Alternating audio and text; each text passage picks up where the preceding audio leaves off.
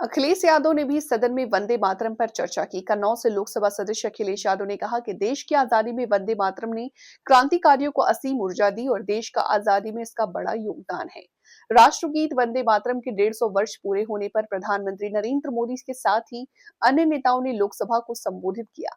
इस अवसर पर समाजवादी पार्टी के अध्यक्ष अखिलेश यादव ने भी सदन में वंदे मातरम पर चर्चा की। कन्नौज से लोकसभा सदस्य अखिलेश यादव ने कहा कि देश की आजादी में वंदे मातरम क्रांतिकारियों को असीम ऊर्जा दी और देश की आजादी में इसका सबसे बड़ा योगदान रहा है। याद कर रहे हैं और हमें गर्व है इस बात का कि हम लोग इस समय पर बंकिम चंद्र चट्टोपाध्याय जी को भी याद करें, जिन्होंने इतना शानदार और ऐसा राष्ट्र को गीत देके गए हैं, जिस गीत ने लाखों लाख लोगों को जागरूक किया, उनके बीच उत्साह भरा और आज़ादी के उस समय पर, जिस समय अंग्रेजों के खिलाफ लड़ाई लड़ी जा रही थी, वंदे मातरम हमें ऊर्जा देता था, हमें ताकत देता था, हमें एकजुट कर करके अंग्रेजों के खिलाफ लड़ने का एक माध्यम बनाता था। वो वंदे मातरम के गाने पर आज जब 150 वर्ष हो रहे हैं, मुझे बोलने का मौका मिला, इसके लिए मैं आपका बहुत बहुत आभार और धन्यवाद देता हूं। ये वंदे मातरम जिस तरह के हमारे पूर्व में कांग्रेस पार्टी के नेता गौरव गोगोई ने जो बात रखी, उस भावना से जोड़ता हुआ और वंदे मातरम की भावना से जुड़ता हुआ,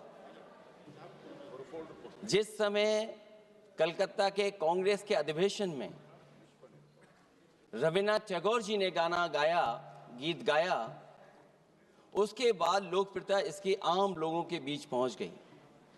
और जब कभी भी लोगों को अंग्रेजों के खिलाफ लड़ना होता था, तो यही वंदे मातरम का नारा देकर के लोगों को जोड़ने का काम करते थे। हमारा कोई भी आंदोलन रहा हो, स्वदेशी आंदोलन रहा हो, उसमें भी हम लोग इसी नारे के साथ चले।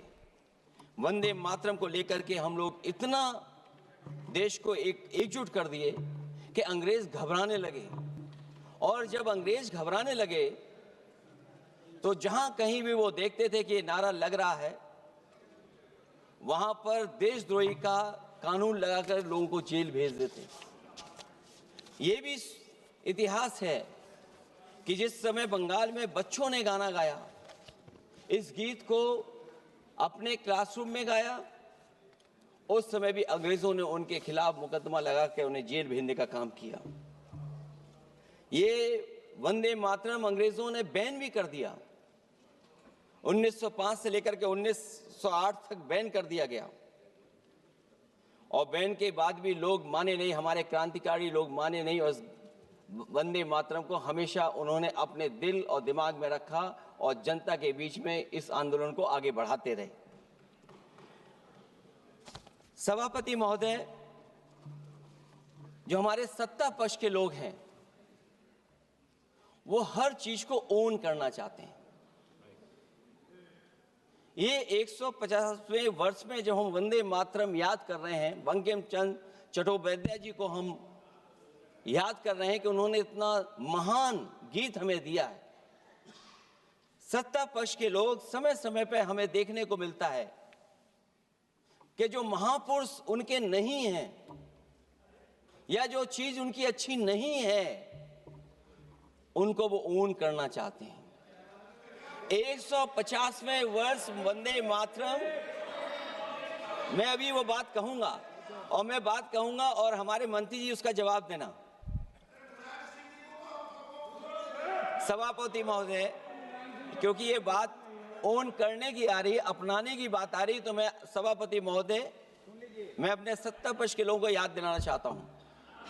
सत्ता पक्ष के लोगों की जो पार्टी आज है, भारतीय जनता पार्टी, जिस समय गठन हो रहा था, हमारे मुंबई और महाराष्ट्र के लोग जानते होंगे कि जिस समय गठन की चर्चा थी, उस समय आपके जो अध्यक्ष चुने गए थे, उनको जो भाषण देना है उस पर भी बहस चल रही थी। और बहस इस बात की थी कि भारतीय जनता पार्टी सेकुलर रास्ते पे जाएगी, सोशलिस्ट रास्ते पे जाएगी कि नहीं जाएगी।